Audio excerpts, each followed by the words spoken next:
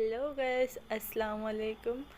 আজকে সকালে উঠলাম, উঠিয়া একটু ফ্রেশ হইলাম, তারপরে চাটা খাইলাম। চাটা খাইয়া ঝাড়ু লাগাইয়া আমার বাইরের রুমে গিয়া দেখলাম যে অবস্থা কিতা যে হইতাম।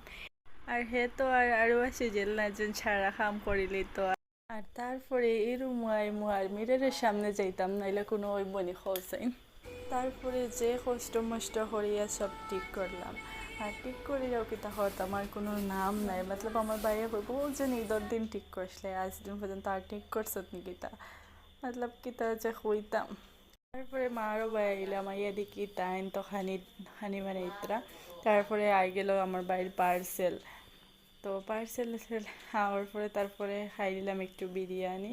তারপরে বিরিয়ানি খাইয়া দেখি মাসিমা আইসে, তাই মেহেন্দির পাতা নিত। আর তাইরে হলাম তো দেখি তা হতে তাই বিয়া তাই লাগাই তো গেলাম খার বিয়া, তারপরে তাইর বিয়া, মতলব কুছ বি। তারপরে একটু বার মজা খাইলাম। তারপরে আজকের ব্লগ অতটুকু, চলো টাটা।